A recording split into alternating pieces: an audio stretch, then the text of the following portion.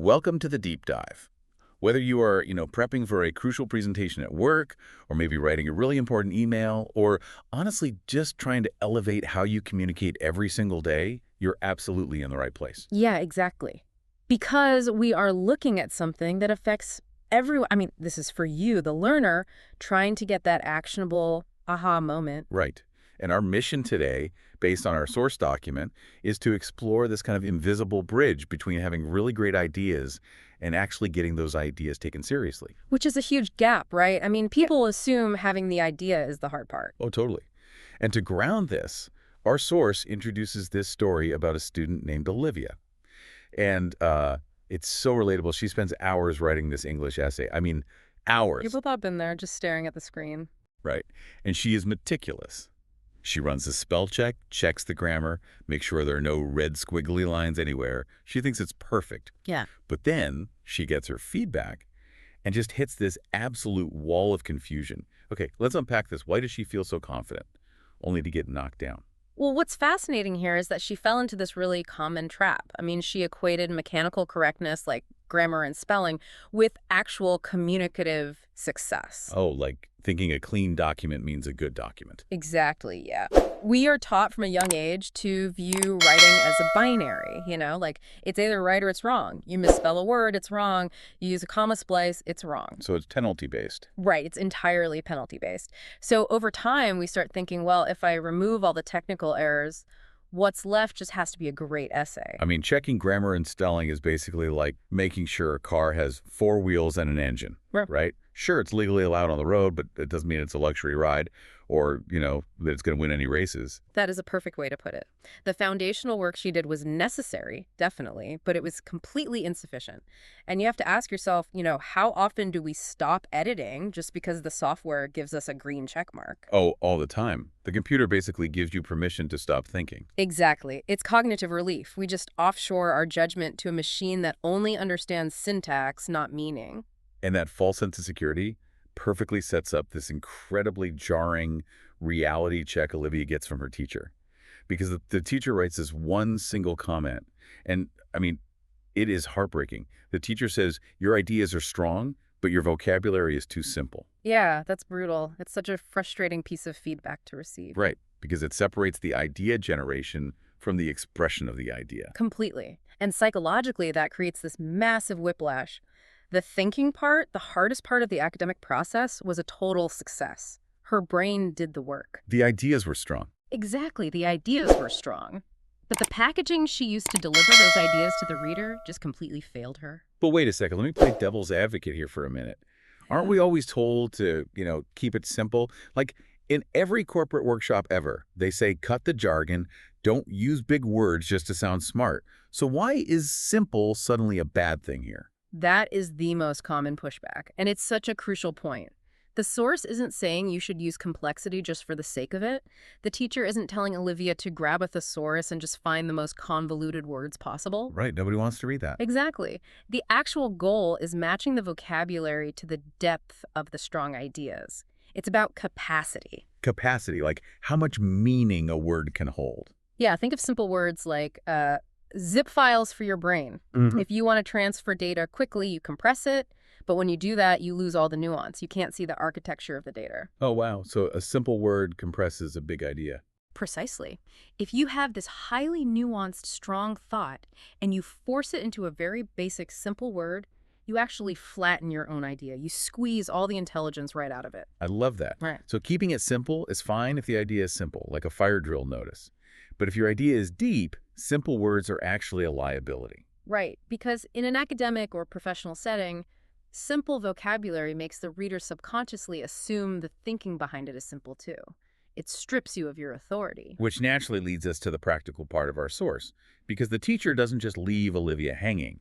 She gives her this exact roadmap, a list of 5 specific word substitutions to fix this exact problem. And these aren't just, arbitrary synonyms. They are structural upgrades to how you communicate. Yeah, let's deconstruct these 5 pillars, because this is where the real actionable stuff lives. So the first pair the teacher points out is changing the word show to the word demonstrate. And, I mean, on the surface, they seem identical. They do, but rhetorically, they are worlds apart. It's all about the burden of proof. Think about showing. It requires almost zero effort. You just point at something. Like I'm showing you this coffee mug. Right, exactly. The object is already there, you're just pointing. The reader is completely passive. But demonstrate, that is an active cognitive process. You can't just point to a demonstration, you have to build it. You have to guide someone through it. Exactly. Think about a lawyer in a courtroom. They don't just show the jury a weapon. They have to demonstrate how it was used, how it connects to the timeline, how it proves the case. It implies logical proof. So if I say my data shows a trend, it's just pointing. But if I say it demonstrates a trend, I'm telling the reader I have the evidence and the logic to back it up. Yes, and that makes you an authoritative guide, not just a passive observer. That's a huge shift in tone. Mm-hmm. Okay, let's look at the second pair, which is changing the word help to facilitate. Now, help is such a nice word. Why is help a problem? Because it's too small. Help is interpersonal. It's a micro-level action. You help a friend move a couch, or you help someone cross the street. It's a casual favor. Right, it's very one-on-one. Exactly. But in academic or high-level professional writing, you're usually talking about systems, right? Economic systems, biological processes, corporate structures. And systems don't really do favors for each other? No, they don't. Parts of a system don't help each other, they facilitate processes. Facilitate literally means to make an action or process smoother. It implies a macro-level systemic understanding. Oh, that makes so much sense. Like, a new software doesn't help the sales team. It facilitates a faster sales cycle. It proves you actually understand the machinery of what you're talking about, not just surface-level good deeds. Exactly. It scales the language up to match the size of the idea. Okay, this brings us to the third pair, and here's where it gets really interesting. The teacher suggests changing the word get to the word obtain. Now, we use get all the time. It's Right. everywhere. It is, but in a formal context, it's incredibly weak. The issue is agency. Get is entirely passive. You can get a cold, you can get rained on. You can just get lucky. Right. You didn't do anything to earn those things. They just happened to you. You were a passive recipient. But obtain implies rigorous action. You have to actually try to obtain something. Yes. It implies effort, intention, a deliberate strategy. You obtain a degree or you obtain a patent. When you switch get to obtain, you transform your subject from a passive bystander into this active, intentional seeker. Wow, so if I write in a report that we got 30% market share, it sounds like we just stumbled into it, like it fell out of the sky. But if we obtained it, it sounds like we fought for it and won. Exactly. It frames the outcome around your competence. It demands respect. All right, the fourth pair comes with a massive warning label in our source text. The teacher says to change use to utilize, but specifically notes, quote, when the context is formal. Why the huge caveat? Because utilize is probably the most abused word in the corporate world. People throw it into every single email because they think it makes them sound smart. Right. I'm going to utilize this pen. Well, no, you're just going to use it. Exactly. It's ridiculous. Use just means employing an object for its standard purpose. But utilize has a much sharper definition.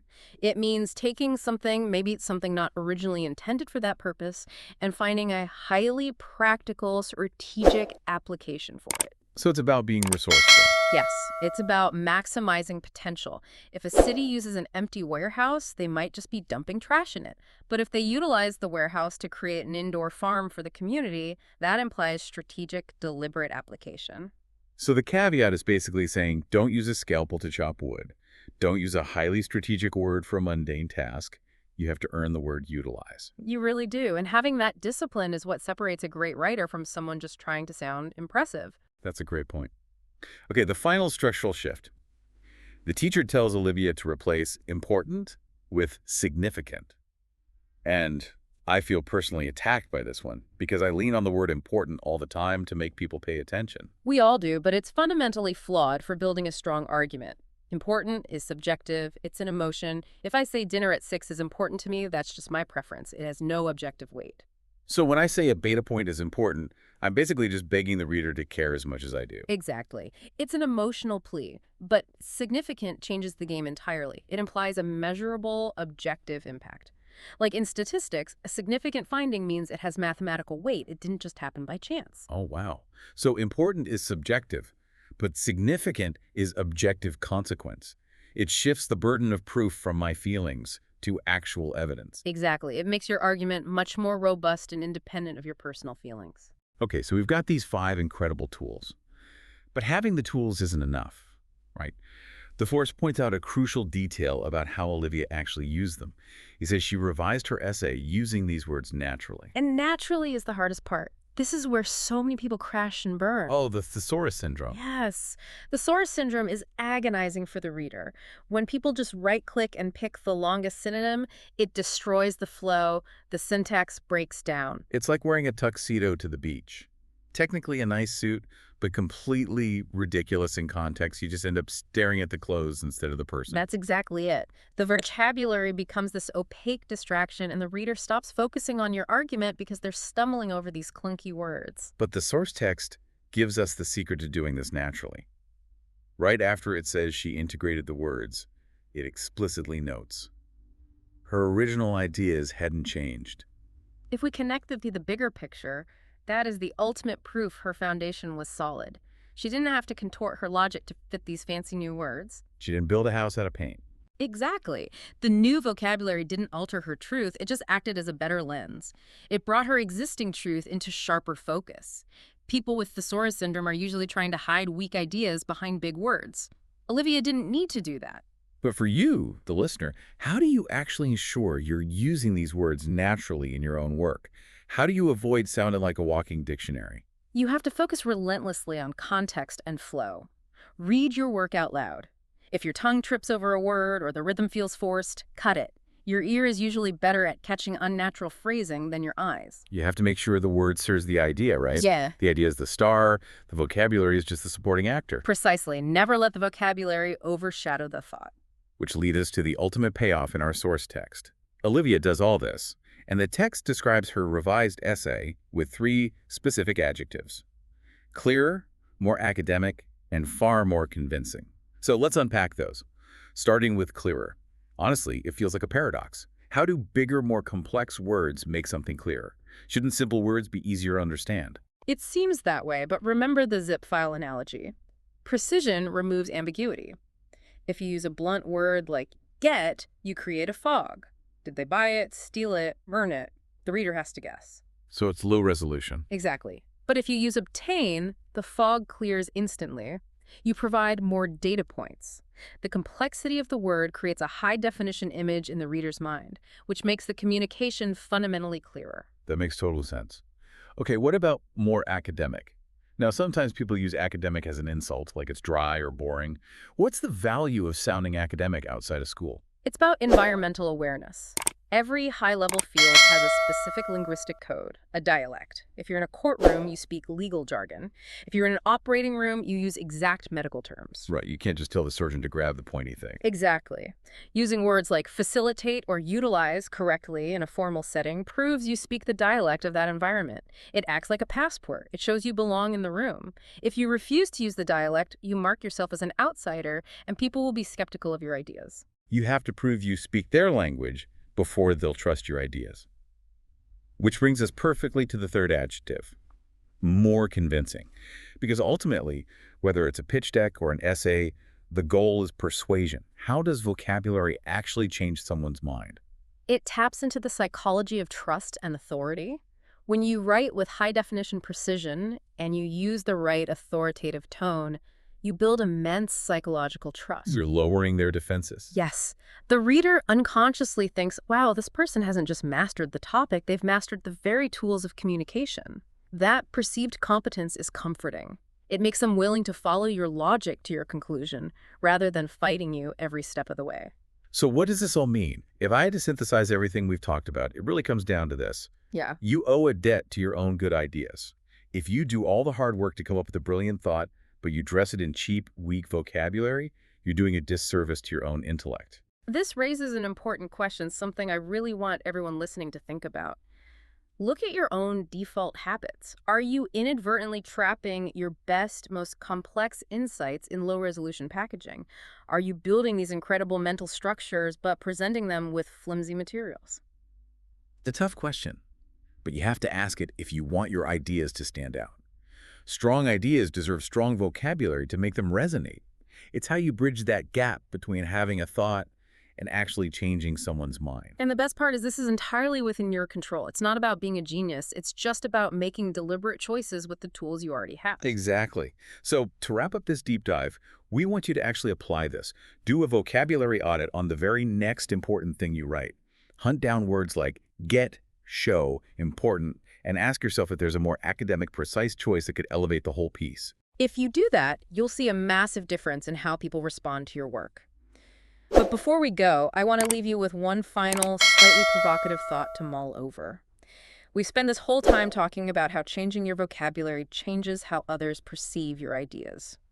But consider this, if you consciously practice using sharper, more precise words every day, could that elevated vocabulary actually begin to change and deepen the complexity of the thoughts you generate in your own mind? Does the language you use actually build the boundaries of what you're capable of thinking? Does the language build the thought? Wow, that is a massive concept to end on. Well, we started by looking at how writing isn't a simple right or wrong X-ray, but hopefully you now have the tools to navigate that messy landscape. Match your brilliant ideas with the vocabulary they deserve. Thank you so much for joining us on this deep dive. Keep learning, keep refining, and we'll catch you next time.